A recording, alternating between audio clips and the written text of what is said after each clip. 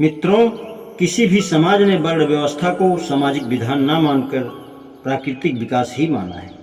इससे भी आगे पुरुष सूक्त ने वर्ण भेद को समाज का विधान और प्राकृतिक तो माना ही है, उसे पवित्र और ईश्वरीय आदेश कहकर स्थापित तो भी प्रदान किया है। चौथे, इतिहास साक्षी है कि किसी समाज में जन श्रेणियों की संख्या निश्चित नहीं थी। मिस्र में 3 जन श्रेणियां थी। भारतीय ईरानी भी 3 जातियों अथर्वस पुरोहित, रथेस्तर सैनिक और वस्त्र फस्युत कृषक तक जाकर रह गए।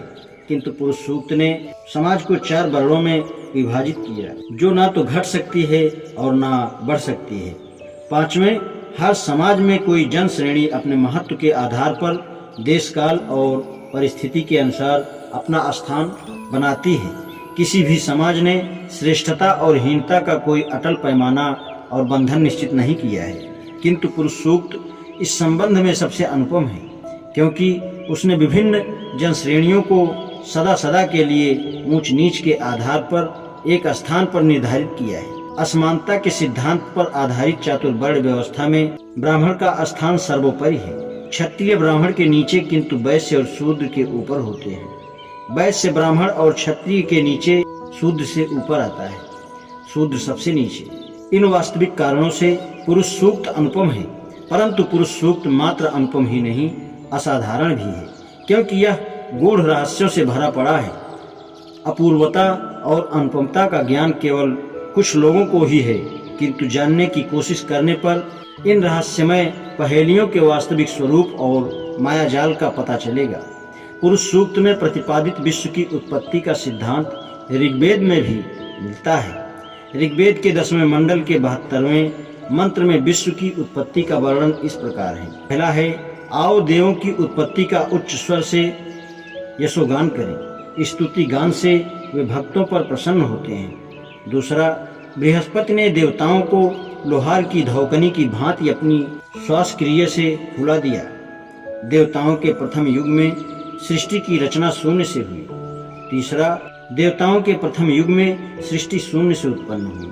इसके पश्चात क्षितिज का जन्म हुआ और फिर ऊपर की ओर बढ़ने वाले वृक्ष पैदा हुए।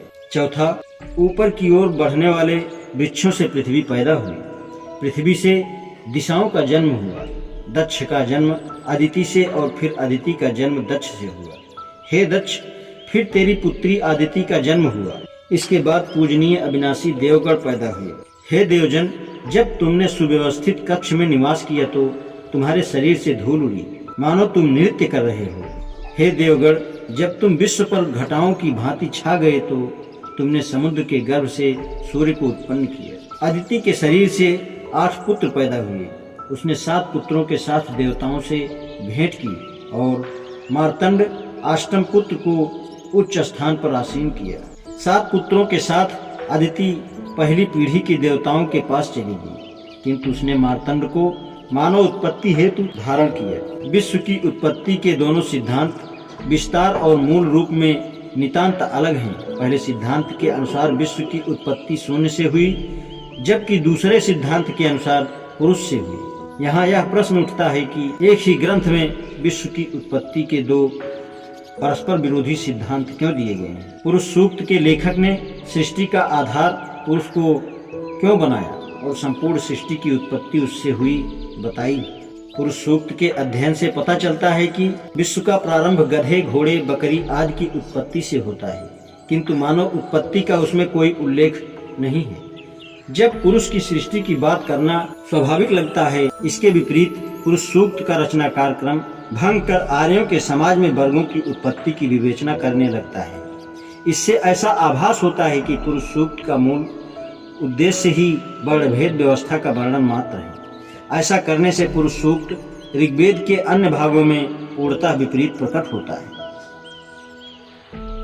आज इतना ही, शेष कल। धन्यवाद।